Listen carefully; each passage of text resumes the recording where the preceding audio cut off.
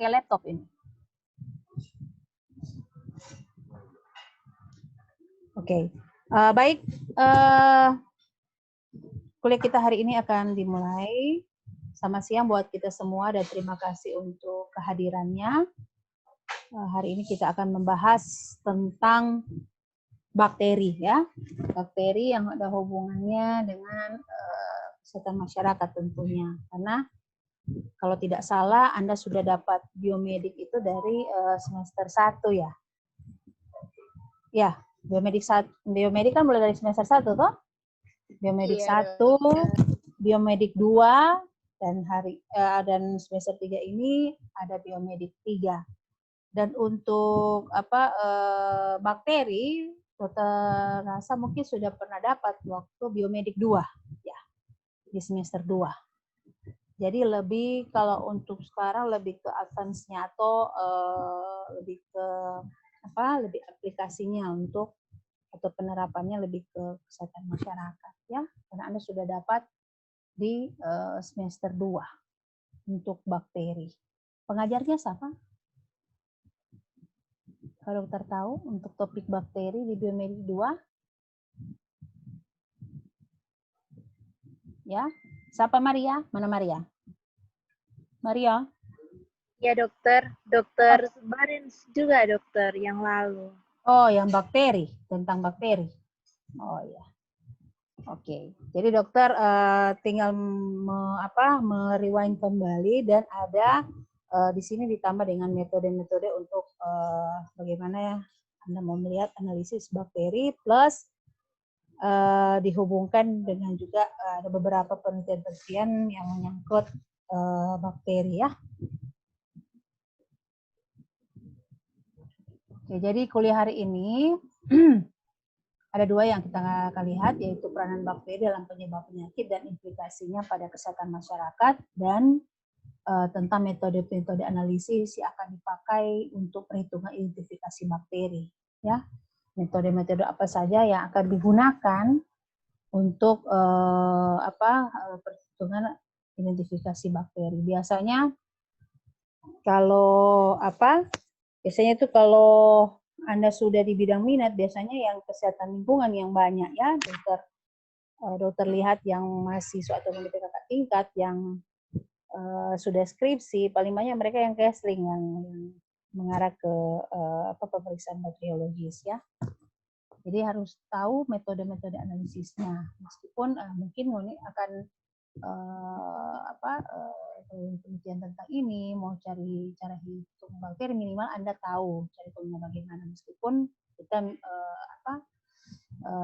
meminta bantuan mungkin ya untuk pemeriksaan atau identifikasi untuk bakteri apa saja yang menyebabkan penyakit. Nah, ini ada ruang lingkup bakteri untuk subtopik pada siang hari ini, peranan bakteri terjadinya penyakit dan metode analisis bakteri. Nah, jadi sebelum dokter masuk ke dalam tentang bakteri, dokter merewind kembali, ya. Jadi bakteri ini dia salah satunya itu dimasuk dalam mikrobiologi, ya. Nah, jadi ilmu yang mempelajari tentang mikroba kalau tidak salah. Karena bakteri ini adalah salah satu mikroba, ya. Kan mikroba ada banyak, bukan cuma bakteri. Ya, yang kalian tahu selain bakteri apa saja? Mikroba itu. Selain bakteri. Ada apa? Ya tentunya yang tidak bisa dilihat dengan mata kan. Harus di bawah mikroskop dan lain sebagainya. Karena tidak bisa dilihat dengan mata karena ini barang kecil ya. Ukurannya bukan bukan meter atau sentimeter, tapi mikrometer. Jadi kecil sekali, jadi mesti ada alat bantu untuk melihat. Karena tidak bisa dilihat dengan mata telanjang, dengan kasat mata begitu tidak bisa ya. Jadi barang ini kecil ya, mikrobiologi, definisi dan batasannya. Jadi bakteri itu masuk di dalam mikrobiologi. Nah, ini cuma sekedar pengetahuan sedikit ya, gambarannya. Jadi sejarahnya kenapa sebelum kita masuk dalam bakteri lebih khusus, ya ini kan sudah pernah kan abiogenesis dan biogenesis. Jadi abiogenesis itu dalam bahasa Yunani itu makhluk hidup berasal dari benda mati ya, itu abiogenesis. Konsep spontaneous generation ya,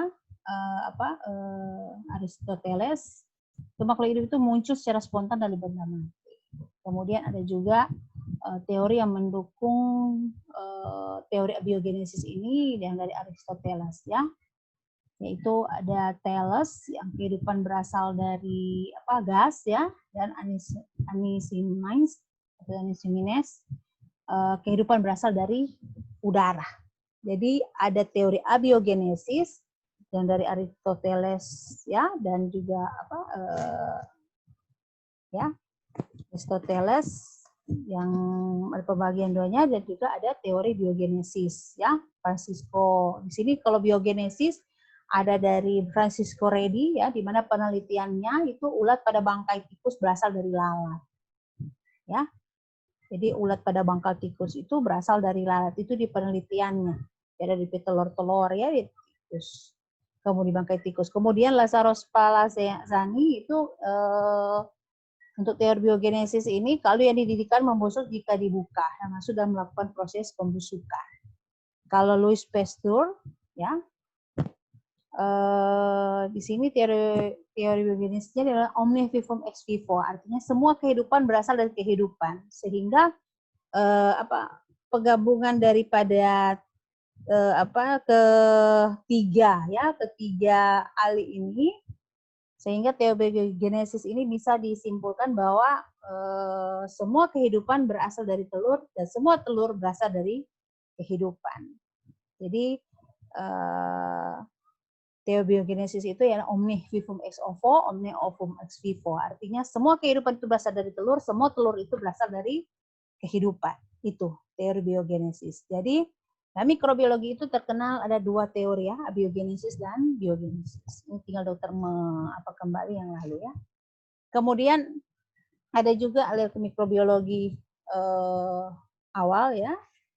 Ada Girolamo Fracastoro ya, Hieronymus Fracastorius.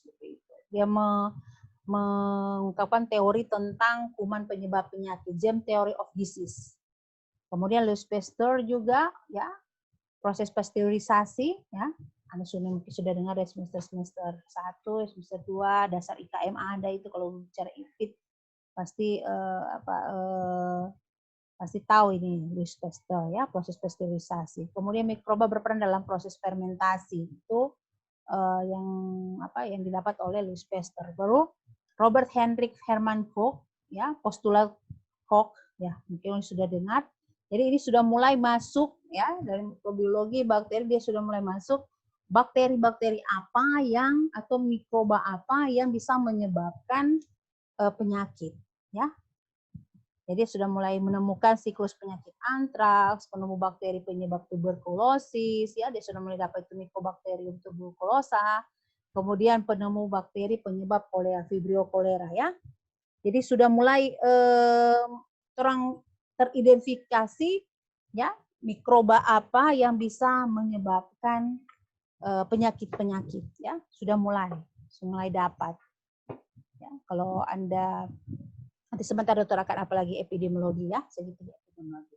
Jadi ahli mikrobiologi awal. Jadi sudah mulai. Jadi dari ini penelitian yang dilakukan oleh beberapa ahli mikrobiologi di zaman yang dahulu, sehingga mereka sudah mulai ini Robert Koch ini sudah mulai menemukan bakteri, ada menemukan virus dan sebagainya yang menyebabkan penyakit ya, sudah mulai ke arah penyebab penyakit atau etiologi daripada penyakit, atau kalau epidemiologi lebih dikenal dengan agent penyakit ya. Nah, jadi ini dia. Jadi mikrobiologi itu adalah ilmu yang mempelajari semua organisme hidup yang berukuran kecil dan tidak bisa dilihat dengan mata telanjang, sehingga harus ada bantuan alat untuk melihat ukuran daripada mikroba ini ya. Jenis mikroorganisme yaitu bakteri, archaea, virus, jamur, ini archaea ini mirip dengan bakteri. Nanti mau nih short ya, cari apa tuh archaea, kan semua dokter mau kasih. Kemudian virus jamur, prion, ya semua kan nggak bisa dilihat. Protozoa ya, hewan bersel satu, dan alga ya, alga. Ya, jadi semua ini masuk secara kolektif dikenal sebagai mikroba. Jadi mikroba itu bukan cuma bakteri saja, ya. Jadi ada banyak, ada virus, jamur, prion. Nah, prion ini hampir mirip dengan virus. Kalau kita akan lihat di gambar, ada di gambar itu hampir mirip, ya. Jadi itu mikroba memainkan kunci dalam siklus biodegradasi, bahan, pembusukan makanan, penyebab dan penyakit, biologi dan sebagainya. Mikroba dapat digunakan untuk bisa digunakan sebagai obat, penenang tidur, punya banyak sekali ya, memproduksi makanan dan minuman, membersihkan polusi dan lain sebagainya. Dan ini bisa dijadikan sebagai, kalau namanya di lingkungan, kesehatan lingkungan, mikroba ini juga bisa sebagai indikator ya. Apakah ini lingkungan masih baik atau tidak? Bisa juga kan dengan adanya mikroba. Kalau nggak ada ya susah juga ya. Kalau kita mau melihat apakah lingkungan itu sudah tercemar atau tidak ya dengan adanya mikroba atau mikroorganisme ini ya. Jadi ini ruang lingkup daripada mikrobiologi. Nah, ini bentuk-bentuk mikroba. Ya, kalau Anda melihat hampir mirip kan virus dengan prion, kemudian kayak dengan bakteri hampir mirip ya. Ini kalau terang so pakai pembesarannya ini, kalau terang mulai di mikroskop ini so pembesaran 100 tuh ini, ya kalau mau lihat. Karena kalau cuma mau lihat dengan kasat mata itu lihat. Jadi bentuknya hampir mirip, ya. Nah, untuk selengkapnya DP materi silakan Anda nanti di rumah ya. Setelah kuliah selesai, silakan Anda melihat di sini ya untuk materi selengkapnya. Nanti materi kuliahnya akan dokter bagikan supaya Anda bisa baca secara mandiri di rumah. Materi lengkapnya ya. Nah, sekarang kita masuk tadi mikrobiologi. Kenapa dokter mulai dengan mikrobiologi, merewind kembali, flashback kembali apa yang sudah Anda dapat yang lalu, dan bakteri ini merupakan salah satu daripada mikroorganisme. Dalam hal ini secara kolektif itu disebut dengan mikroba. Jadi bakteri itu salah satu ya, salah satu mikroba. Dan hari ini kita akan mempelajari lebih tentang bakteri ya, hubungan kesehatan masyarakat tentunya. Bakteri di semester di semester 2 kan sudah pernah dapat. Nah, jadi secara etimologis ini secara suku kata ya. Etimologis asal suku kata, kalau tidak salah. Asal kata berasal dari kata bakteria, ya. Bakteria ini kalau dia jama, kalau jama namanya bakteria. Jama berarti kalau lebih dari satu, ya. Boleh jama, apalagi kalau mau bilang kalau satu kan tunggal kata lainnya, ya. Kalau jama majemuk, ya. DP lawan kata ya kalau tunggal. Sedangkan kalau dia tunggal atau cuma satu, itu DP nama bakterium. Ya. Jadi bakteria itu jama atau majemuk, sedangkan bakterium itu tunggal atau satu. Ya. Jadi secara etimologis bakteri itu berasal dari kata bakteria untuk jama atau majemuk, sedangkan bakterium itu untuk tunggal atau satu.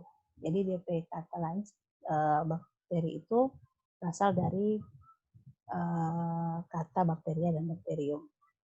Kemudian kelompok organisme mikroskopis bersel tunggal, ukuran sel bakteri panjang, nah itu kan mikrometer ya, seperjuta meter, dan diameternya 0,5 mikrometer, agak susah. Sedangkan bakteri terbesar, mungkin sudah dapat waktu semester 2, bakteri terbesar itu DP nama Thiomargarita namibiensis ya.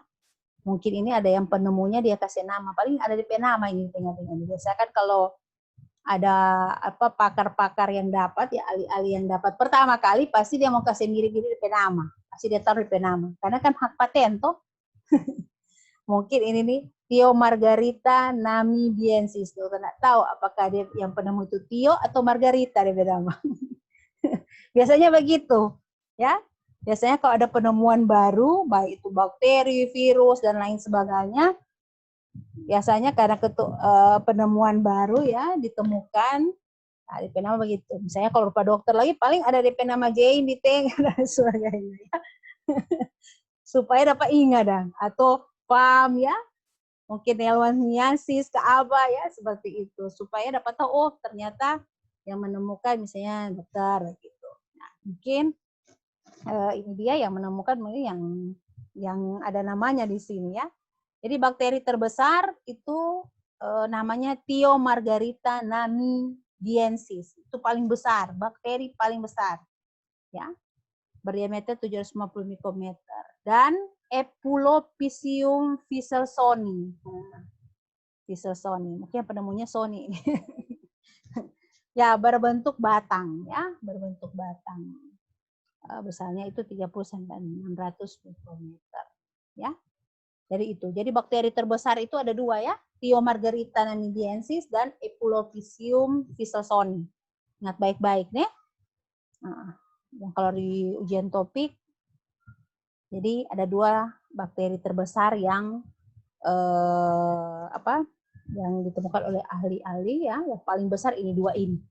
Selain bakteri-bakteri yang lain. Ini nanti materinya ini apa di sini nih? Kita akan bagi dan silakan Anda pelajari di rumah untuk ujian topik minggu depan. Ya.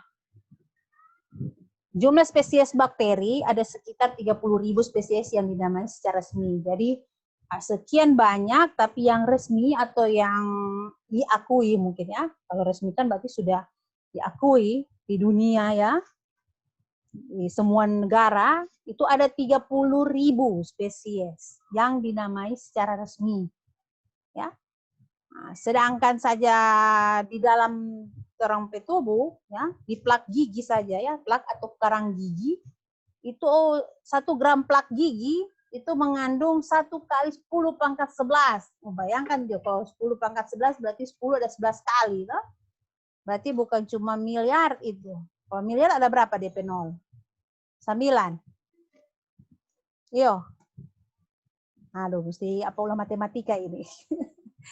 Kalau miliar ada 9 toh, DP 0. Kalau ini ada 11, berarti berapa ya? Ratus miliar kan? Ratusan miliar. Atau bahkan semua masuk triliun. Nah, bayangkan itu. 1 gram plak gigi itu mengandung miliaran. Ya, miliaran saja. Taruhlah dokter bilang miliaran saja ya. Miliaran sel bakteri. Banyak kan? Itu baru 1 gram. Kalau dia lebih dari berapa gram? Berarti ada banyak sekali sel ya, sel bakteri di dalam orang gigi ya, di karang gigi, plak gigi.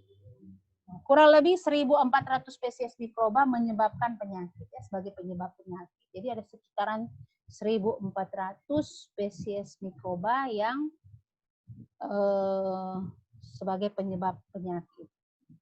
Nah, jumlah ini kurang dari 1% dari jumlah mikroba di dunia. Jadi 1.400 ini cuma 1% dari jumlah mikroba di dunia. Nah, karena karena biomedik 3 ini lebih ke advance, artinya tadi dokter sudah sampaikan ya materi teori-teori ya, atau flashback kembali, atau mikrobiologi, penemuan-penemuan yang didapat dari dahulu yang berhubungan dengan mikrobiologi, kemudian masuk di bakteri, dokter sudah singgung kembali ya, bakteri itu apa, ya ada bakteri yang terbesar di dunia, dan lain sebagainya, ya bakteri itu asal mula dari mana.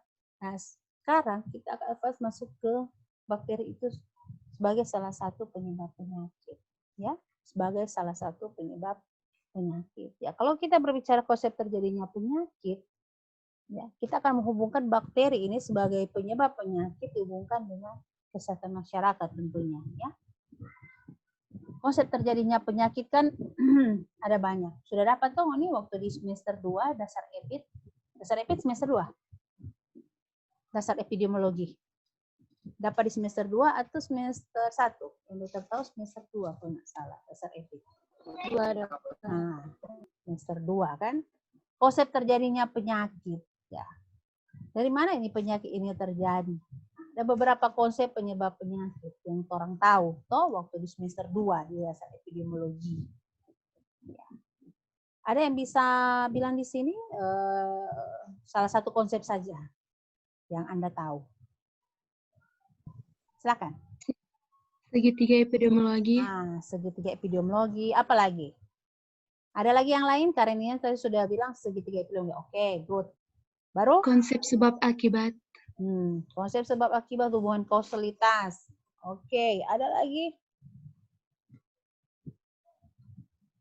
Apa? Sudah cuma itu? Konsep yang lain?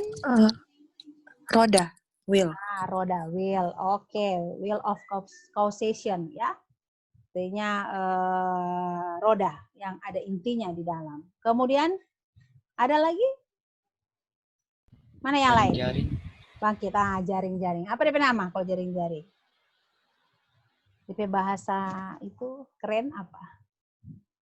Web of causation. Masih ingat toh? Jaring laba-laba. Oke. Jadi itu. Oh, udah masih ingat. TK masih panas-panas. Lalu semua berarti kan seminar EPID. Dasar EPID. Oke, jadi ada segitiga epidemiologi, ada wheel ya, roda berbentuk roda, kemudian ada yang web of causation ya, yang jaring laba-laba, kemudian tadi hubungan kausalitas itu ya, ada kaus dan efek, hubungan kausalitas lebih kepada ada yang namanya kausalitas tunggal, ada yang namanya kausalitas majemuk ya. Nah, sekarang kita masuk dalam proses terjadi penyakit yang dokter ambil saja salah satu yaitu segitiga epidemiologi.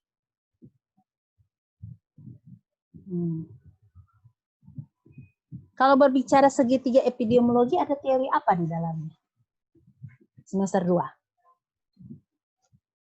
Kalau berbicara hubungan atau interaksi antara host, agent, dan environment atau lingkungan itu, ada teori apa di dalamnya yang penting sehingga dia menyebabkan terjadinya penyakit atau penyakit itu muncul?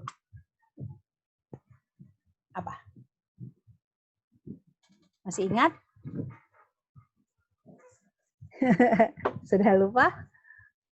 Ada yang namanya keseimbangan.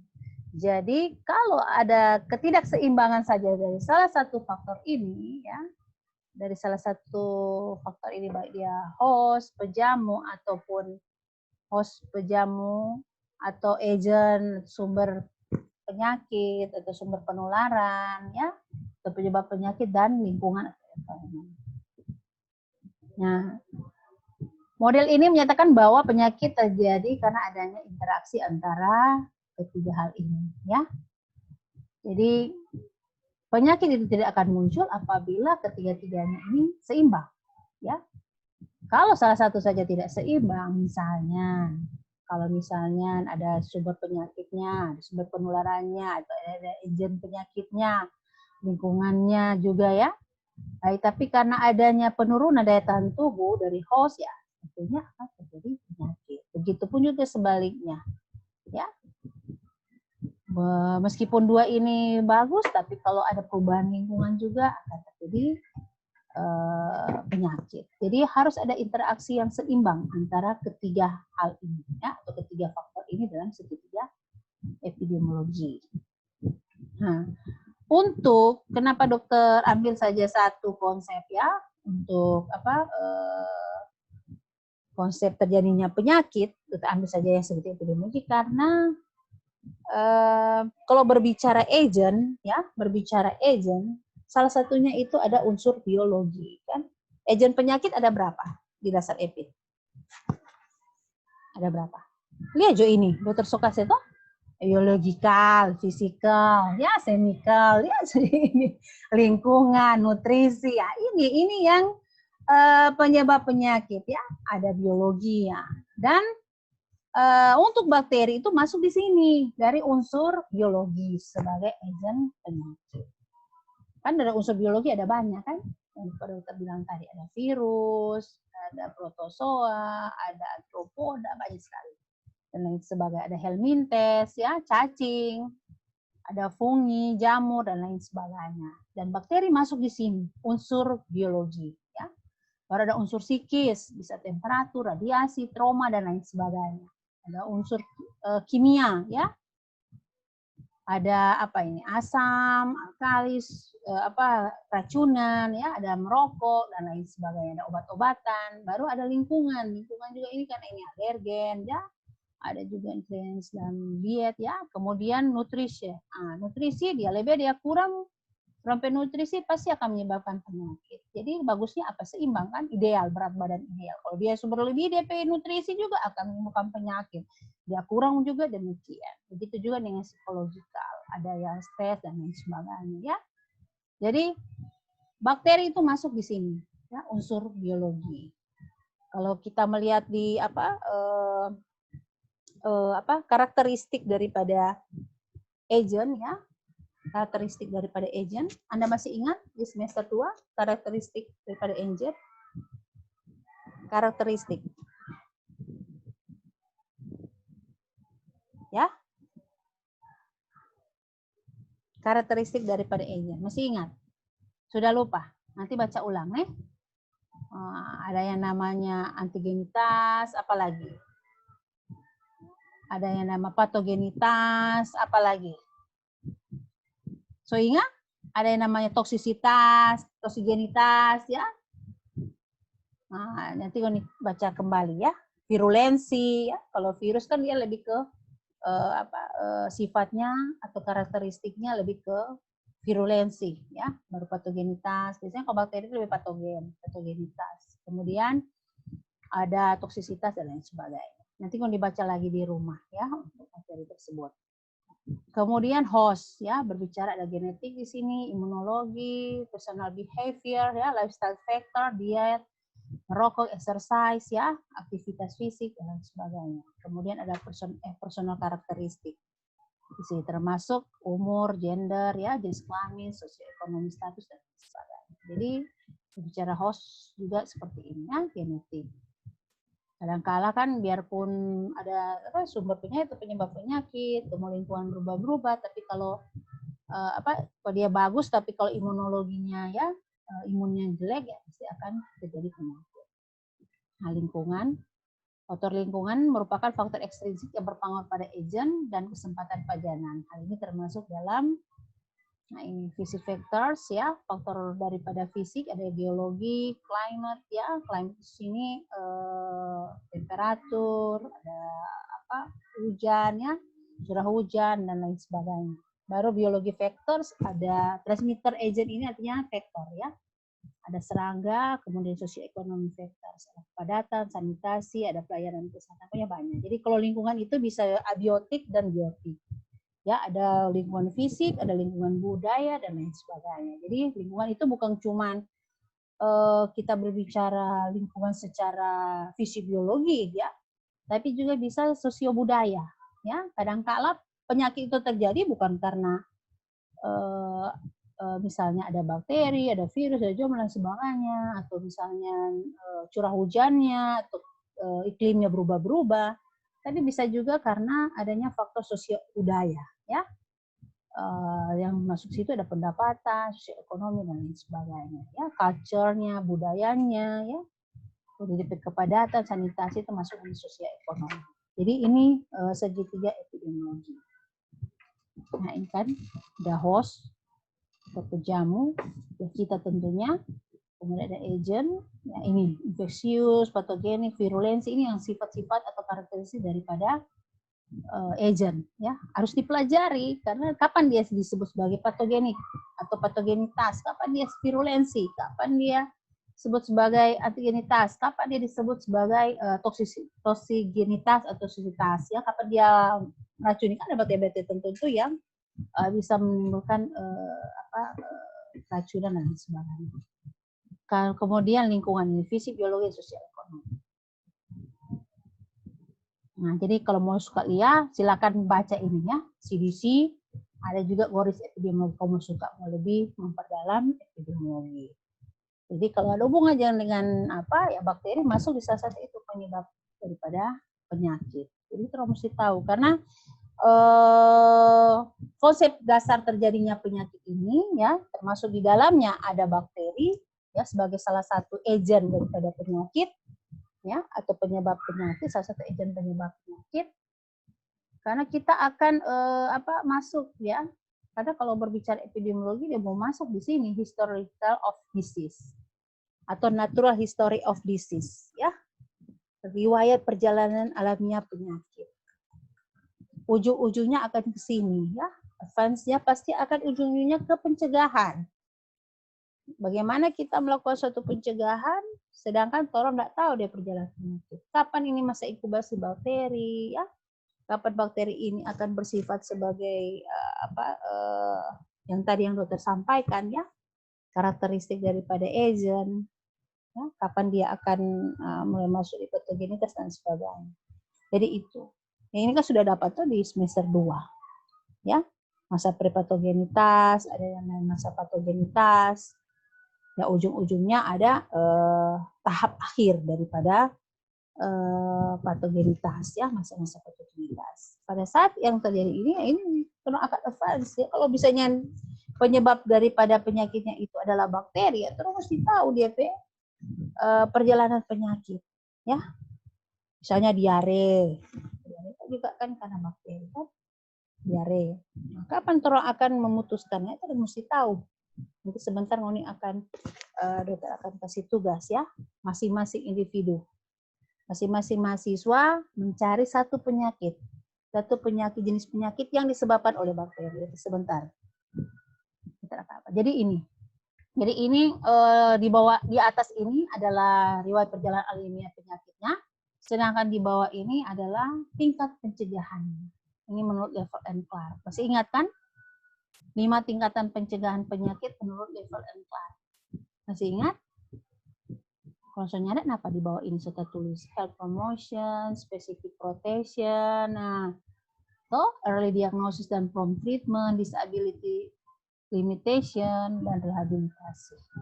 Ya, di sini ada pendidikan promosi kesehatan, menyangkut pendidikan kesehatan, ya.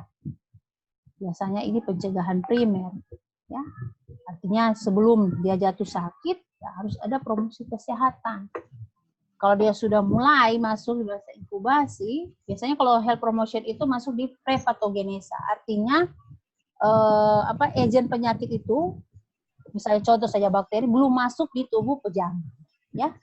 Biasanya begitu. Kalau prepatogenesa itu agen itu belum masuk ke dalam tubuh pejangan. Kalau patogenesa dia sudah mulai masuk, ya, sehingga sudah ada mulai masa inkubasi.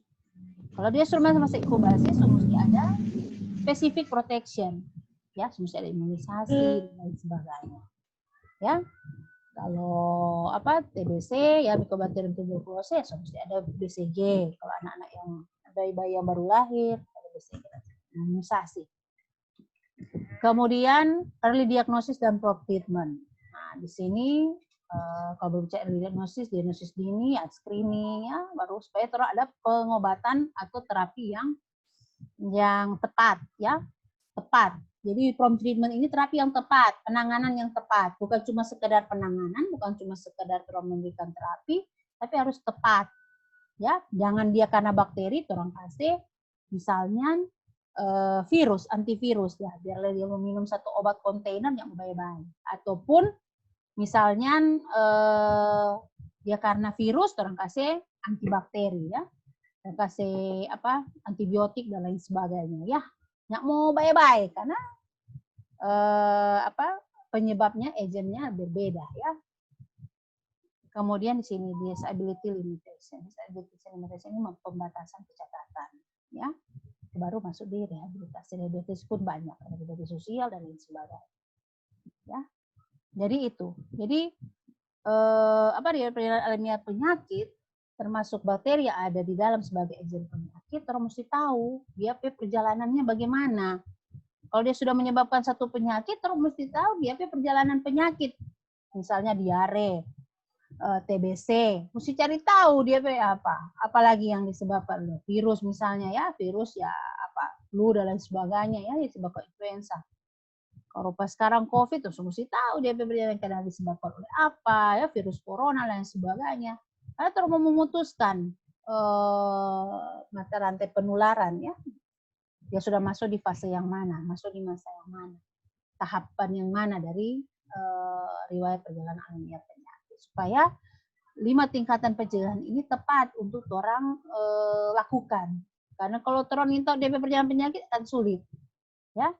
Apapun DP penyebab penyakit itu akan sulit orang akan laksanakan kalau misalnya orang sendiri pun tidak paham tentang perjalanan alamiah penyakit. Nah, ini 5 tingkatan pencegahan penyakit yang Oni mesti tahu, mesti hafal baik-baik ini ya. Jangan nanti sudah di atas karena ada kakak-kakak tingkat pada saat ujian skripsi ditanya doang tahu. Aduh. Ya, SKM, Kajian Kesehatan Masyarakat semua mesti tahu ini 5 tingkat pencegahan penyakit menurut level M4. The health promotion, specific protection, elimination for treatment, disability limitation, dan rehabilitasi. Nah, sekarang orang masuk di bakteri dan penyakit. Itu dokter tadi sudah bakteri, ya, mulai mikrobiologi, bakteri, baru konsep terjadinya penyakit, sekarang bakteri dan penyakit. Nah, ini dia. Ini yang paling sering orang dengar, toh. TB, ada Mycobacterium tuberculosa, ya. Kalau kusta, dong? Kalau kusta apa? Kan sama, tuh. TB dan kusta. DP itu sama, kan? DP genus. Tapi dia fam di belakang agak beda. Kata bilangnya DP fam di belakang agak beda, ya. Kalau TB kan Mycobacterium tuberculosis. Kalau kusta apa? Leprosi, Dok. Nah, Mycobacterium lepra. Toh, so, itu kan kata lain dari kusta kan lepra. Karena asal mulanya dari nama bakterinya. Ya, so itu dokter jaga bilang pasti dia nama itu pasti tuberkulosis kan, TB. Siapa dia TBC? Karena dia nama bakteri Mycobacterium tuberculosa. Sama juga dengan kolera, Vibrio kolera, gitu. Toh? Hampir semua hampir mirip ya. Kalau diare ya bukan coli ya, tapi meskipun penyebabnya Escherichia coli. Tapi pada umumnya biasanya mengikuti nama bakterinya, ya. Contohnya itu, TB, Mycobacterium tuberculosis, baru lepra tadi ya, leprosis, Mycobacterium leprae, baru diare, Escherichia coli, kolera, Vibrio kolera, ya, antraks, Bacillus anthracis, dan banyak sekali. Ya. Nanti Ngoni akan cari, dokter akan kasih tugas, masing-masing cari satu penyakit yang disebabkan oleh bakteri. Terserah bakteri apa, cari. Ya, satu penyakit untuk masing-masing. Jadi kalau Ngoni ada 47, berarti ada 47 jenis penyakit yang disebabkan oleh bakteri tertentu. Ya, contoh, misalnya ada yang TB, ya disebabkan oleh Mycobacterium tuberculosis. Terus ada 4 tuh ini, yang lain nanti di dan lainnya. Oke, jadi ada 47. Baru ada kusta, ya. Jadi tinggal mencari. Cari masing-masing satu jenis penyakit yang disebabkan oleh bakteri. Ya, yang disebabkan oleh bakteri, jangan muncul kamar virus. Oke. Nah, ini dia. Jadi tugas individu, ya, masing-masing mahasiswa mencari satu jenis penyakit yang disebabkan oleh bakteri. Jelaskan tentang agentnya, karakteristik agent, ya. Yang seperti yang dokter sampaikan tadi, karakteristik agent, sifat-sifat daripada agent penyebab penyakit itu ada beberapa, tadi dokter sudah sebutkan ya, virulensi, ada patogenitas, toksisitas, dan ada apalagi antigenitas dan lain sebagainya. Baru lingkungannya, jelaskan tentang lingkungan, karakteristik lingkungan yang mendukung. Kira-kira penyakit A ini agentnya sudah jelas ya, karena bakteri, tapi bakteri yang mana, yang lebih spesifik lagi mau mencari masing-masing. Kemudian lingkungan yang seperti apa yang mendukung tumbuh kembang daripada bakteri ini. Kemudian jelaskan tentang host ya yang memungkinkan terjadinya. Kemudian jelaskan artinya host, misalnya bakteri ini menyerang pada anak-anak usia. Misalnya kalau diare kan paling banyak pada anak-anak kan. Pada anak-anak usia ini. Itu kan sudah masuk host, karakteristik, jenis kelamin, umur dan lain sebagainya. Baru jelaskan interaksi antara host, agent, dan environment. Jadi keadaan yang memungkinkan itu penyakit itu terjadi. Ya, keadaan seperti apa. Kemudian riwayat alamiah, ya, pencegahan penyakit yang tadi. Dokter sampaikan yang tadi. Ada patogenesa dan patogenesa dan patogenesa. Kemudian artinya DP mekanisme terjadinya ya. Jadi yang ini poin 246, yang poin ke-6 riwayat alamiah ini lebih kepada mekanisme terjadinya penyakit tersebut. Ya, patogenesisnya bagaimana. Kemudian upaya pencegahan. Jadi penyakit diare misalnya, pencegahannya seperti apa. Ya. Jadi harus sampai di situ. Harus sampai di situ karena Anda calon-calon sarjana kesehatan masyarakat sampai di situ. Ujung-ujungnya pasti ke pencegahan dan penanggulangan daripada penyakit atau masalah kesehatan yang ada. Nah, kalau ini Anda mencari penyakit, tentunya pencegahan penanggulangan terhadap penyakit tersebut yang disebabkan oleh bakteri. Bisa. Dan tugas ini, ya, jadi ini individu ya, bukan kelompok, individu. Jadi ada 47 jenis penyakit yang disebabkan oleh bakteri tertentu. Silakan Anda memilih. Jadi ada 47, karena ini ada 47 siswa ya, mahasiswa di kelas A. Kelas A kok agak beda dengan kelas B. Kelas B cuma 24. Kita minta dia pembagian bagaimana sampai kelas B cuma 24. Kelas A 47 mahasiswa. Kelas C 41, kelas D 38, 40. Cuma yang kelas B ini cuma 24. Itu terlihat di portal. Ya. Jadi di kelas A yang paling banyak. 47 mahasiswa. Jadi ada 47 mahasiswa, nanti dikumpulkan secara kolektif dalam bentuk board, ya. Dikumpulkan secara kolektif, jadi dikumpulkan ke PJ. Maria, mana Maria? PJ cuma Maria, Kang? Atau ada 2 orang? Untuk mata kuliah ini, biomedik 3. Ada 2 orang, dokter. Ada 2 orang. Nanti ngoni 2 bekerja sama nih, yang PJ. Jadi semua tugas itu dari 47 mahasiswa ini dikumpul ke PJ, nih. Nanti PJ yang sortir, jadi PJ yang tulis siapa yang sudah masuk dan lain sebagainya. Jadi bikin satu file. Nanti setelah PJ sudah bikin satu file, PJ kirim ke dokter via email, oke? Boleh PJ? Maria dengan siapa dong PJ? Maria dengan Devi, dokter. Dengan Devi, dokter. Oh, dengan Devi. Oke, jadi nanti Maria dengan Devi yang berkoordinasi nih terkait tugas ini, dan tugas ini terakhir minggu depan. Nih, tanggal 28.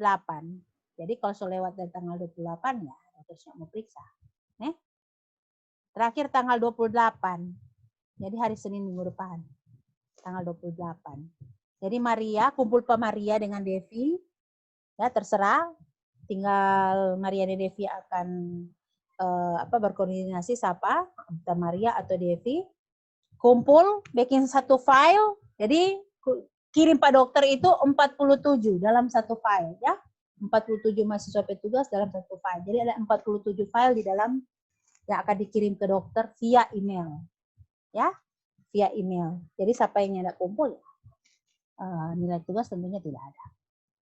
Jadi paling lambat tanggal 28 September. Jadi cuma mau cari, ini dia, satu jenis penyakit disebabkan oleh bakteri, kemudian ada yang akan ngoni bahas di dalam makalah yang akan ngoni kumpulkan, yang ini karakteristiknya, dari agentnya, lingkungan, host, interaksinya bagaimana, kemudian mekanisme atau patogenesisnya bagaimana, jalannya penyakit tersebut, baru masuk di pencegahan dan penanggulangan. Boleh? 1 minggu boleh? Kan syukuran di rumah terus tuh ini, atau kaki ada yang bawa jalan ke mall lagi. Kan syukuran di rumah terus tuh. Oke, jadi setelah kuliah langsung cari, langsung search ya. Langsung cari di internet dan sebagainya. Masih ada kuota gratis tuh mahasiswa? Kan pemerintah ada kasih dan kuota gratis. Belum dapat, dokter. Hah? Belum dapat? Aduh. Nggak ada apa, dokter? Ya, senasib dan gratis. Dokter. Oh, no. Senasib dan. Orang lagi dosen belum dapat. Dan apa-apa. Yang penting tetap belajar. Salah-salah mau pending kan? Boleh. Jadi yang mau tidak mau ya mesti subsidi sendiri. Oke, jadi ini tugasnya kumpul minggu depan. Jelas ini 28 September. Jadi hari Senin kumpul. Nah, sekarang dokter masuk saja di penelitian-penelitian juga metode analisis bakteri ya. Penelitian-penelitian tentang bakteri ada beberapa yang sini ada yang penelitiannya dia melihat Staphylococcus aureus pada tuna saku beku kualitas ekspor. Nanti kalau yang kelas A ada yang mau berikut, misalnya mau ambil BM EPIT khusus semester 5, BM EPIT atau BM Kesling ya. Ya biasanya kok paling banyak casing itu yang bakteri-bakteri begini ya.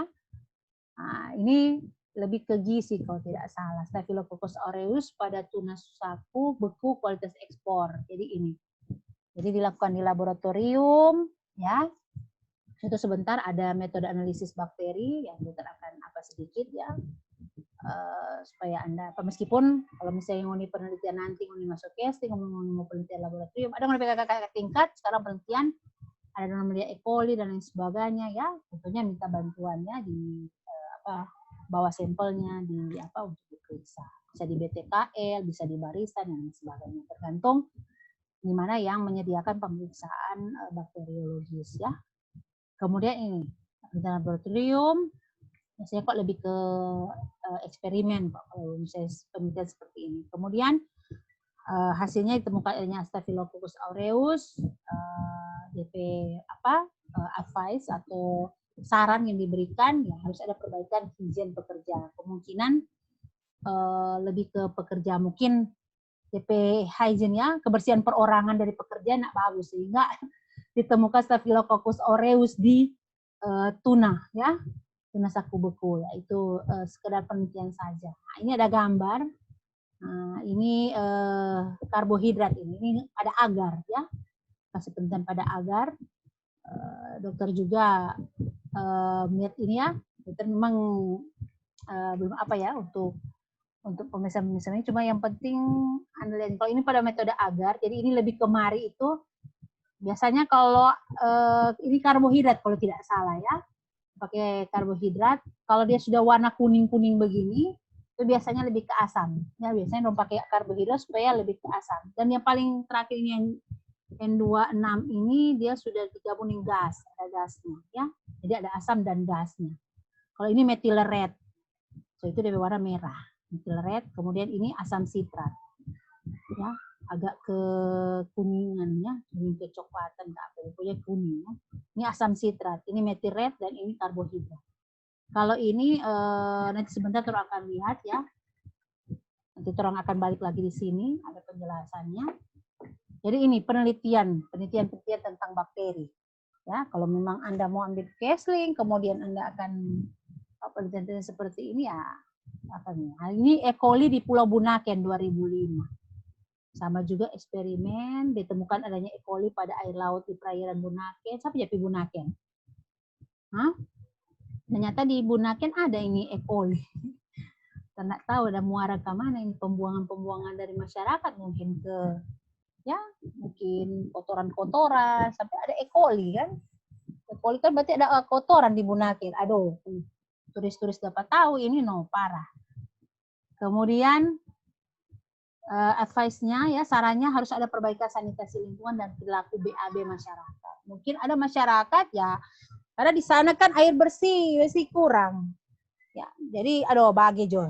Biasanya kalau masyarakat pesisir kan kali bab sembarangan dorang buang air besar di pinggiran pantai begitu. Ya, sehingga kotoran-kotoran mungkin sampai ke laut ya, sehingga ditemukan ada yang penelitian tahun 2005 itu menemukan adanya E. coli pada air laut di Bunaken. Ada orang Bunaken di sini? Nah, ada toh? Kalau ada, bye-bye ini. Nanti tahu kalau sekarang. Ini yang 2005 kan? Siapa tahu sekarang sudah tidak ada? Ini kan penelitian 2005. Kemudian, 2008 ini kalau tidak salah penelitian dari Dr. Pemantan Pacar. Ya, antibakteri dan anti malaria. Ya, jadi antibakteri dan anti malaria juga ternyata boleh dari sirih dan langsat, ya. Sirih dan langsat. Kalau di torang kan yang asli Minahasa ya, yang disulut kan jarang pakai makan sirih kan. Kalau di Papua sana kan sering selain menguatkan gigi dan sebagainya makan sirih, dan ternyata sirih dan langsat ini antibakteri dan anti malaria. Cuman ini penelitian dari Minerox, kalau tidak salah baru sampai di in vitro, kalau tidak salah ya, ini penelitian secara in vitro. Kalau terikuti. Nah, jadi penelitian in vitro ditemukan adanya resistensi. Jadi ada resisten ini artinya Salmonella typhi ini bukan resistensi Salmonella typhi terhadap antibiotik amoxicillin, sehingga sebenarnya kalau mau lanjut ekstrak ya, pasti kalau mau lanjut bisa diekstrak, bisa dibuat kalau memang sudah teruji klinis, bisa dibuat satu obat ya mungkin ya, tapi harus diuji klinis dan sebagainya. Karena ini masih di tahap in vitro ya. Itu jadi ini antibakteri dan antimalaria dari siri dan langsa 2008. Baru ini ditemukan siri dan langsa berpotensi jadi antibakteri dan antimalaria. Jadi in vitro hasilnya seperti ini. Ya, kalau Anda mau tanya langsung ya nanti tanya Pak Minerox ya. Lebih detail. Jadi hasilnya seperti ini penelitiannya. Kalau nggak suka, siapa tahu sekelar S1, S2, kemudian S3 mau lanjut lagi apa-apa kan ini bisa dijadikan hak paten juga tuh kalau terus bikin satu produk. Kalau terus mau lanjut ke S3. Cuman harus ada uji klinis juga ya. Kemudian ini, E. coli di pantai Kota Manado. Aduh, Kota Manado lekotik soalnya. Di selain Bunaken, kalau ini di perairan pantai Kota Manado. Jadi ini dia. Jadi ini ada kuning-kuning. Ini dari sekitaran ini ya. Masyarakat pesisir yang ada di pantai, di perairan Kota Manado ini ternyata ada E. coli ya di sini. Ya, apalagi yang di Megamas itu kan banyak banyak pemukiman penduduk toh di sebelah gini, sebelah kanan kotoran dari kampus mau ke Ampel 5, sebelah kanan itu kan padat toh penduduk dan sebagainya. Jadi belum lagi di Kelurahan Bahu toh. Jadi pemukiman itu banyak yang masyarakat pesisir.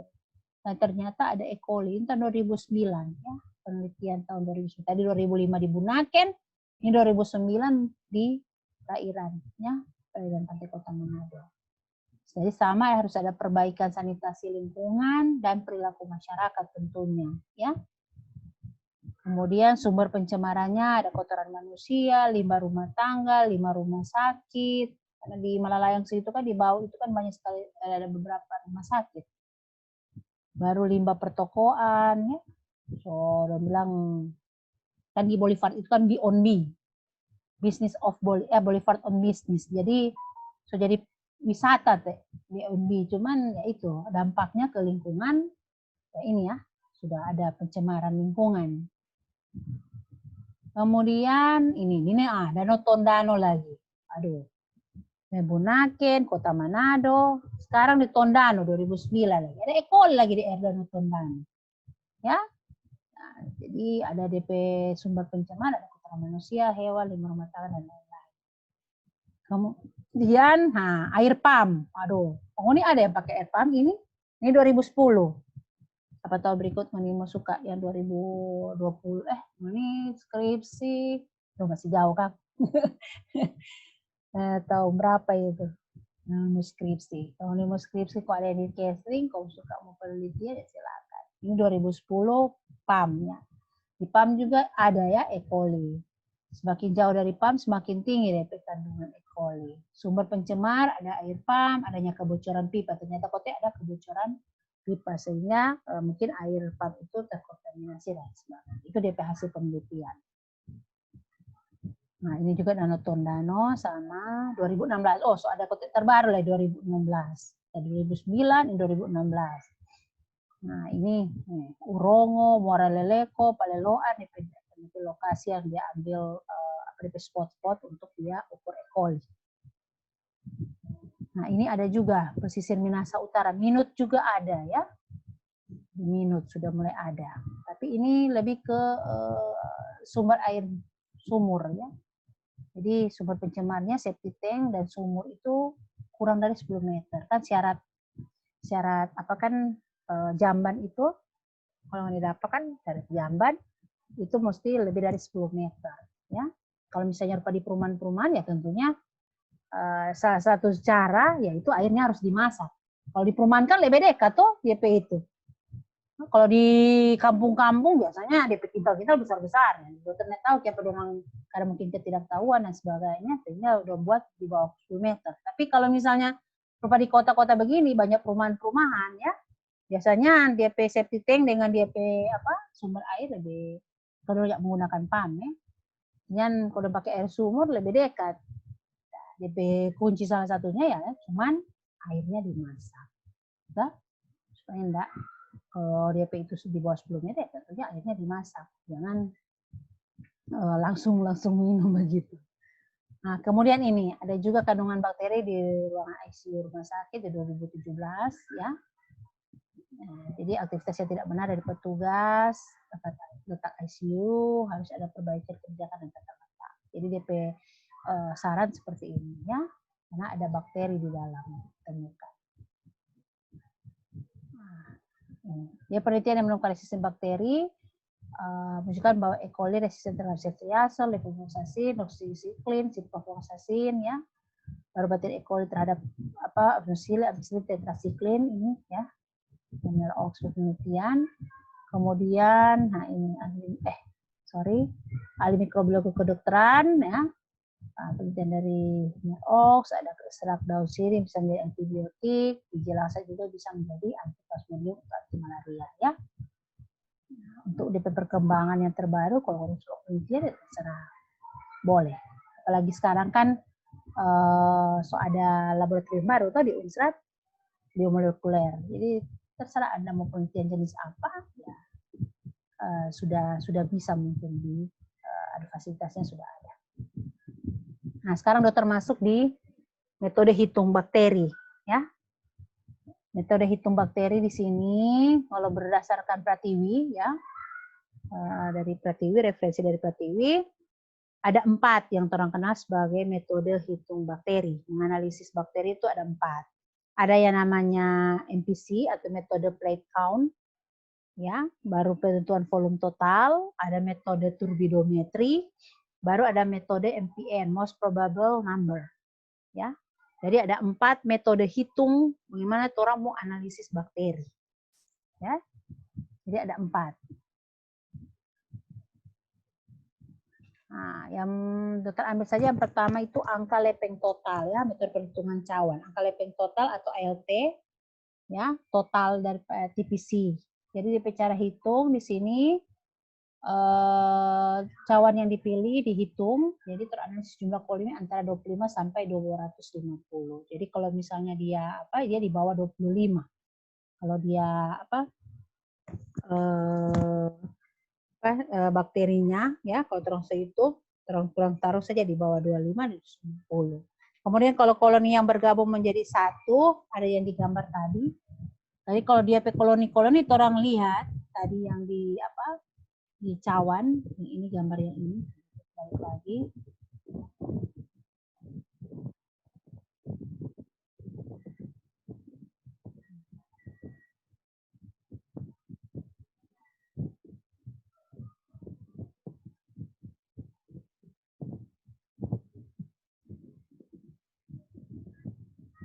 Nah ini. Jadi kalau misalnya seperti ini, nah, ini kan ada yang tak sama-sama tuh DP koloni ada 1 kali dan rupa ini. Ini kan kelihatannya rupa menyatu ya, agak tergabung. Jadi hitung 1. Tapi kalau dia rupa tak pisah-pisah satu-satu begini ya, orang hitung satu-satu.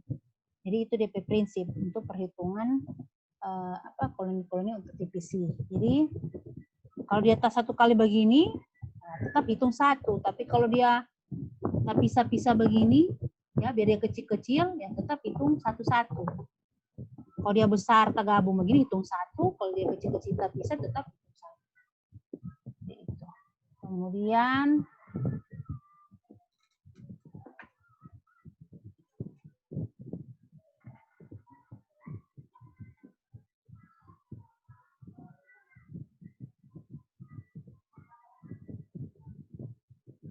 nah, satu deretan rantai koloni yang terlihat suatu yang tebal dihitung sebagai 1 koloni. Jadi dia mau pisah-pisah pada terkatakan tadi tadi ataupun di atas 1 kali tetap hitung 1. Meskipun dia agak besar ya, terlihat besar gitu ukuran, tapi kalau dia gabung DP koloni-koloni, kita kumpul dan 1 kali tetap hitung 1.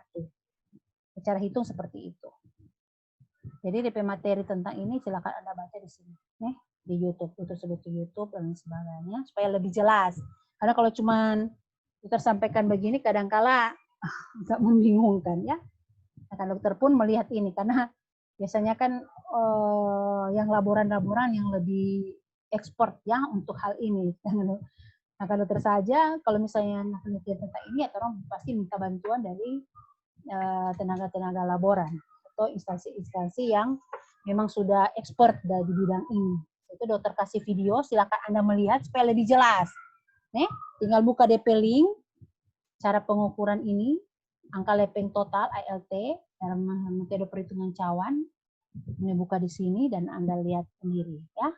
Atau ada yang mau tertarik penelitian kemudian mau bikin bagian silakan. Untuk berikut ya, belum, ini kan baru semester 3. Tapi minimal lah Anda sudah dapat gambaran dan sebagainya untuk cara-cara perhitungan ya. Nah, baru ada yang namanya MPN. Ini yang paling sering digunakan ya, mungkin most probable number. Dokter berapa kali menguji ya di mahasiswa BM Kesling. Rata-rata mereka menggunakan ini MPN untuk bakteriologis ya. Karena mungkin ini yang tersedia mungkin ya. Pemeriksaannya untuk bakteriologis yang paling banyak tersedia MPN ya, dari yang 4 tadi yang Pratiwi yang ada mungkin di Sulut atau yang tersedia di instansi-instansi yang misalnya BTKL, Baris dan sebagainya, mungkin yang ini yang MPN, sehingga yang di kakak tingkat yang penelitian sekarang dorong lebih ke MPN ini ya, most probable number, karena yang mungkin yang lain tidak tersedia, tapi minimal Anda tahu untuk menganalisis bakteri, menghitung bakteri itu, terus mencari tahu bakteri, berapa jumlah dan sebagainya, ya. Kalau dia sudah lewat dari ambang batas, itu bisa menyebabkan penyakit dan sebagainya, ya. Berikut ini ada yang namanya most probable number, ya. Most probable number ini atau MPN menggunakan medium cair di dalam tabung reaksi yang tadi, ya. Baru perhitungan dilakukan berdasarkan jumlah tabung positif. Yang mana yang positif itu dihitung, baru uji yang mendeteksi sifat fermentasi koliform dalam sampel. Jadi fermentasi, apa tadi kan difermentasikan. Jadi ada tadi gas ya, ada karbohidrat yang pakai alga ya, pakai agar ya. Ada yang karbohidrat, betiret, baru yang satu yang asam sitrat. Jadi tolong melihat ya perubahan-perubahan warna ya. Baru MPN terdiri dari uji pendugaan, presumptive test, dan uji penegas atau confirm test. Jadi ada itu. Jadi kalau misalnya dia ini ya bisa dilanjutkan lagi, ada tes berikutnya. Kalau misalnya kita dapatkan hasilnya positif, ya ada ujinya lanjut. Jadi MPN ini angka yang paling mungkin, FPM. Jadi DP orang lihat DP angka yang paling mungkin ya untuk metode MPN. Biasanya kok ini dia orang jaga lihat ada DP tabel. Ya. Jadi dokter kasih DP ini nanti mau lihat di situ. Nah ini DP link juga ya untuk sebagainya. Jadi tinggal Anda melihat supaya lebih dimengerti, karena kalau dokter mau jelaskan di sini juga agak sulit ya. Jadi tinggal Anda membuka saja link YouTube-nya dan lihat di situ bagaimana metode-metodenya. Karena supaya kalau di praktikum nanti ya, kalau di KSC praktikum maksudnya ada gambaran-gambaran untuk penilaian atau perhitungan atau analisis daripada bakteriologi. Memang ada ini dia. Ya, kalau misalnya berikutnya penelitian tentang ini, memang harus tahu dah. Untuk menghitung bakteri ada berapa metode perhitungan dan sebagainya. Jadi tinggal dibuka untuk link YouTube-nya. Ya. Ya, mungkin ini terang kuliah hari ini. Ya. Kuliah kita hari ini di sini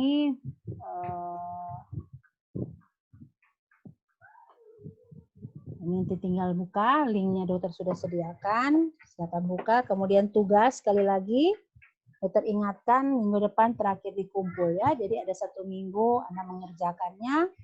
kemudian dikumpul ke apa? Dikumpul ke PJ ya, baik Maria maupun Devi ya, Maria atau Devi, tinggal pengaturannya bagaimana.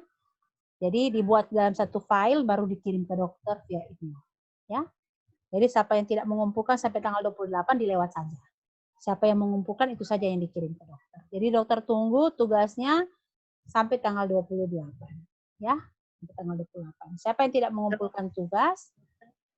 Boleh mau bertanya, Ya. tugas nanti PJ yang mau kasih berbagi itu nama-nama bakteri atau mau pilih sendiri-sendiri? Masing-masing. Silakan memilih. Terserah. Iya. Yang penting jangan kopas. Kenapa ya? Kalau sapa kopas pas sapa. Ya. Jadi pilih saja masing-masing. Kan banyak sekali tuh tadi yang dokter sampaikan kan ada berapa bakteri itu banyak. Ya. Ada 1.400 kalau tidak salah tadi. Jadi 1.400 kalau cuma 47 orang. Nah, jadi jangan sampai sama. Ya, lebih baik biar baking itu yang penting hasil kerja sendiri. Jangan saling melihat, jangan saling kopas. Ya kan cuma mau cari kok satu bakteri penyebab penyakit apa. Toh ada banyak. Jadi tadi kan Mycobacterium bisa menyebabkan TB, ada juga Mycobacterium bisa menyebabkan kusta, lepra kan. Jadi tinggal Anda mencari ya, cari saja. Kalau meskipun dia sama DP bakteri tapi beda DP di dalamnya ya nggak apa-apa kalau dokter ya.